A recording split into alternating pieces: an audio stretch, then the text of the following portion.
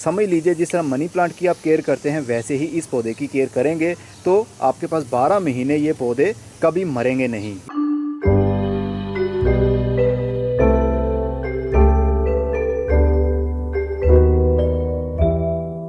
15 फरवरी 2021। अस्सलाम वालेकुम मेरे दोस्तों, सज्जनों और बेलियों। बाहर के दिन शुरू होते ही हम गर्मी वाले पौधों के बीज लगा सकते हैं, चाहे वो सब्ज़ी वाले हों, चाहे वो फूल देने वाले हों, चाहे वो पत्तों वाले हों। ये है कोलियस। इसके पत्ते बहुत खूबसूरत होते हैं, रंग बिरंगे पत्ते निकलते हैं। इसके ऊपर 3 साल पहले भी मैंने वीडियो बनाई थी, लेकिन वो काफ़ी पुराना वर्जन है। तो सोचा नए स्टाइल के साथ, नए तरीके के साथ आपके साथ मैं शेयर करूँगा किस तरह हम इसके बीज आसानी से लगा सकते हैं। 3 साल पहले मैंने सीडलिंग ट्रे के अंदर बीज लगाए थे, लेकिन इस बार हम बहुत ही सिंपल से मेथड के साथ लगाने वाले हैं, वो भी एक गमले के अंदर। ये है 5 इंच बाय 5 इंच का कपड़े का ग्रो बैग। ये कपड़ा आम वो कपड़ा नहीं होता जिस तरह हम सूती कपड़ा, मलमल का कपड़ा या रेशमी कपड़ा पहनते हैं। ये प्लास्टिक की जो बोतलें होती ना, जैसे कोका कोला, स्प्राइट, इस तरह की जो बोतलें होती ना प्लास्टिक की, उनका प्लास्टिक पिघला कर प्लास्टिक का ही धागा बनाया जाता है। उससे ये कपड़ा बुना जाता है और उससे ये बैग्स बनते हैं। इनमें एरेशन भी होता है और ये गलता भी नहीं है। कई साल इसकी उम्र होती है। तो इसके अंदर मैं लगाने वाला हूँ और इसके अंदर मैंने आधी कोकोपीट, आधी मिट्टी भर ली है। 3 हिस्से मिट्टी, 1 हिस्सा गाय का गोबर भी आप मिक्स करके भर सकते हैं, लेकिन मेरे पास गाय का गोबर अभी मौजूद नहीं था, इसलिए मैंने आधी मिट्टी और आधी कोकोपीट ली है। कोकोपीट इस मकसद के लिए कि मिट्टी थोड़ी सी नरम हो जाए।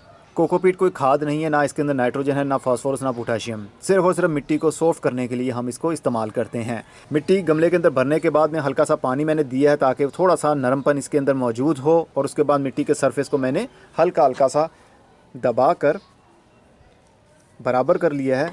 अब हम बीज लेंगे। ये बहुत ही बारीक बारीक से बीज होते हैं।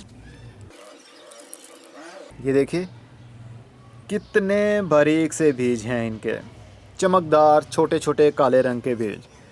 इसको अब हम बहुत ही प्यार से फैला देंगे। कोलियस का पौधा गर्मी में ग्रोथ करता है, सर्दी में हो सकता है ये मर जाए या फिर इसकी ग्रोथ रुक जाए। तो जैसे ही गर्मी के दिन यानी बाहर के दिन शुरू होंगे तो दोबारा से इसकी ग्रोथ शुरू हो सकती है। लेकिन अक्सर यही होता है कि हर साल इसके नए बीज लगाने पड़ते हैं। सर्दी शुरू होने पर ये मर जाता है। अगर आप पाकिस्तान कराची के एरिया से हैं या फिर इंडिया मुंबई से हैं तो फिर आप 12 महीने भी इसकी ग्रोथ ले सकते हैं, क्योंकि सी साइड वाले एरियाज़ में काफ़ी हद तक ह्यूमिडिटी बनी रहती है, बहुत ज़्यादा ठंड नहीं होती वहाँ पर। अब हम इन सीड्स को मिट्टी से कवर नहीं करेंगे, क्योंकि ये बहुत ही छोटे और नरम बीज हैं, ख़राब भी हो सकते हैं। इसलिए हम इसको कोकोपीट से ही ऊपर से कवर करेंगे। कवर करने का मकसद सिर्फ ये होता है कि बीज को सूरज की रोशनी से बचाया जा सके और उसको ऊपर से भी नमी दी जा सके। तो कोकोपीट ऊपर से भी हल्की हल्की सी गीली रहेगी, जिसकी वजह से बीज जल्दी ही नरम हो जाएगा और उसके अंदर से स्प्राउटिंग शुरू हो जाएगी। ऊपर से कवर करने का सिर्फ यही मकसद होता है। अब इसको हम तकरीबन मैंने आधा इंच कोकोपीट की लेयर इनके ऊपर कर दी है। कोकोपीट बहुत ही हल्की होती है, लाइट वेट होती है, इसका ज़्यादा वज़न नहीं होता है, इसलिए आधा इंच का लेयर कर सकते हैं हम, कोई भी प्रॉब्लम नहीं है। अब हम शावर की मदद से पानी देंगे, पाइप की मदद से पानी नहीं देंगे, नहीं तो सीड अपनी जगह से हिल जाएंगे या वो मिट्टी के बहुत ज़्यादा नीचे दब जाएंगे तो वो उग नहीं पाएंगे। शावर की मदद से पानी दें, बहुत तेज़ थ्रो नहीं करना कि बीज ही अपनी जगह से हिल जाएं।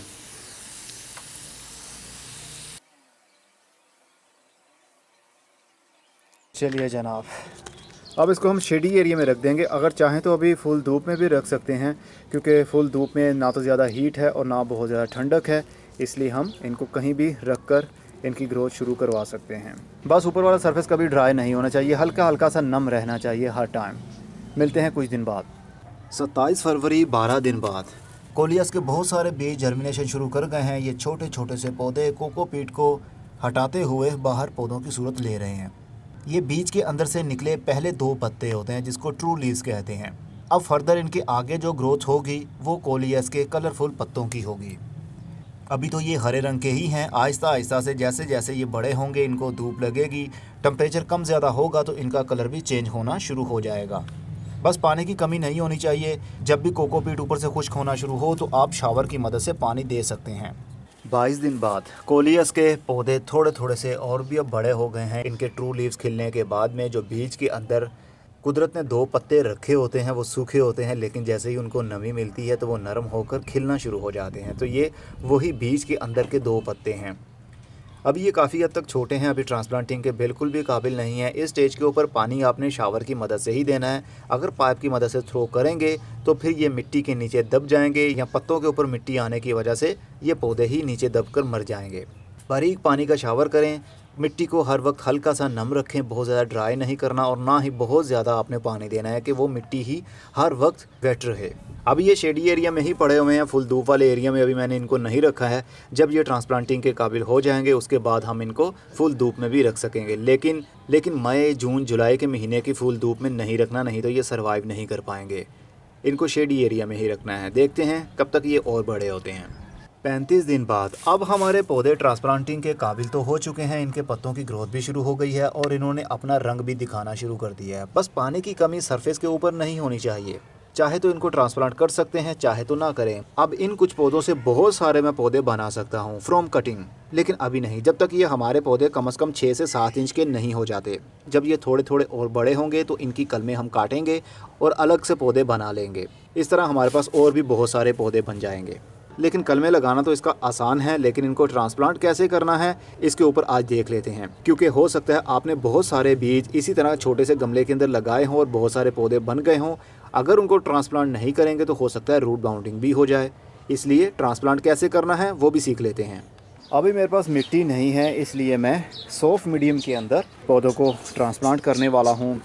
इनमें आधी कोकोपीट है और आधी पत्तों की खाद है। एक पत्तों की खाद होती है जो फुली डिकम्पोज होती है और एक पत्तों की खाद होती है जो सिर्फ पत्ते छोटे छोटे टुकड़ों में काटे होते हैं। ये क्रस्ट किए हुए पत्ते हैं, मतलब दरख्तों के सूखे पत्तों को छोटे हिस्सों में काट देना, ग्राइंड कर देना और उसको मैंने कोकोपीट के अंदर मिक्स कर दिया। आधे पत्ते, आधे सूखे पत्ते और आधी कोकोपीट को मिक्स करके मैंने मिट्टी के प्यालों के अंदर, जो कि 8 इंच इनका डाया है और नीचे से तकरीबन ये 4 इंच के होंगे, तो इसके अंदर मैं पौधों को ट्रांसप्लांट करने वाला हूँ।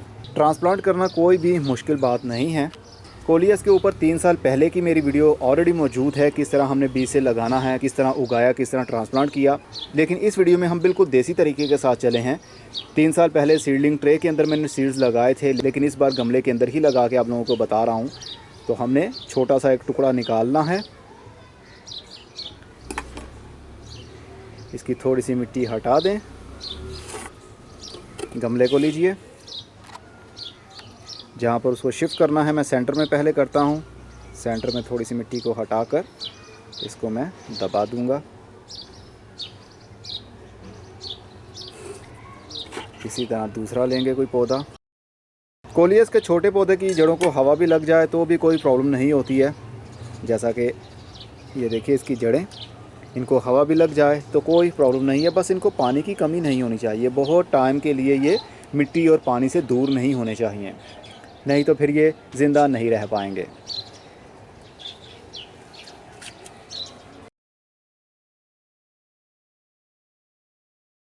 कुछ पत्ते मिट्टी के नीचे दब भी जाएं तो घबराना बिल्कुल नहीं।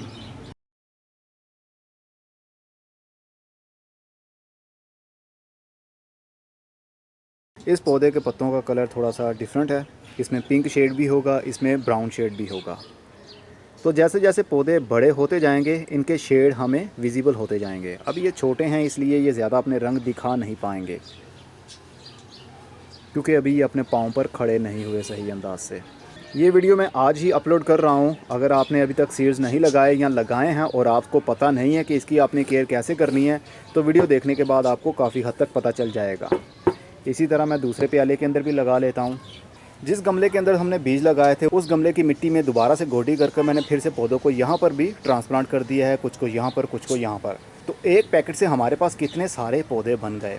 लेकिन बीज से लगाने से अच्छा है कि आप नर्सरी से एक पौधा ले आइए, वहाँ पर काफ़ी सारे कलर्स भी आपको देखने में मिल जाते हैं। वहाँ से एक एक पौधा हर कलर का ले आइए और घर में लाकर उसकी खुद से प्रोपोगेशन कीजिए, खुद से कटिंग्स लगाइए। कटिंग्स लगाना बहुत आसान होता है, इसके ऊपर ऑलरेडी मेरी वीडियो मौजूद है। अब इसको ट्रांसप्लांटिंग के बाद हमने पानी देना है, लेकिन पानी शावर की मदद से देंगे। पानी का थ्रो नहीं करेंगे क्योंकि अभी ये बिल्कुल छोटे छोटे से पौधे हैं। हम नहीं चाहते कि पौधों के पत्तों के ऊपर पानी का वेट पड़ने की वजह से या फिर पानी का थ्रो होने की वजह से पौधे एक साइड पर नीचे गिर जाएं और उसके बाद वो मरना शुरू हो जाएं।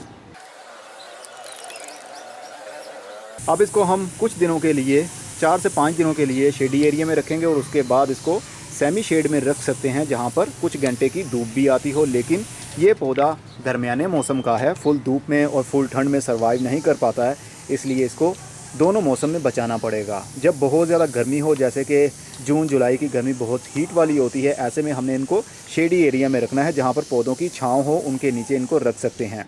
और जब बहुत ज़्यादा ठंड हो तो इनकी ग्रोथ रुक जाएगी, इनके पुराने पत्ते आहिस्ता आहिस्ता से ढीले पड़ जाएंगे और सूख कर गिरना शुरू हो जाएंगे। तब भी हमने इसको शेडी एरिया में ही रखना है या फिर ह्यूमिडिटी वाले एरिया में। समझ लीजिए जिस तरह मनी प्लांट की आप केयर करते हैं वैसे ही इस पौधे की केयर करेंगे तो आपके पास 12 महीने ये पौधे कभी मरेंगे नहीं। वैसे ये परमानेंट पौधा नहीं होता है, एक साल भी आई थिंक ये सही से ज़िंदा नहीं रह पाता है। अगर एक साल ज़िंदा रह भी जाए लेकिन काफ़ी डिशेप हो जाता है, इसलिए वक्त के साथ साथ इसकी कलमें लगाना पड़ती हैं। जैसे जैसे मल्टीपल शूट्स इनकी निकलती जाएँ, टहनियाँ आती जाएँ, आप 2-2 या 3-3 इंच की कटिंग काटते जाइए और उसको भी अलग लगाते जाइए, तो कुछ दिनों में उसकी रूटिंग भी शुरू हो जाती है।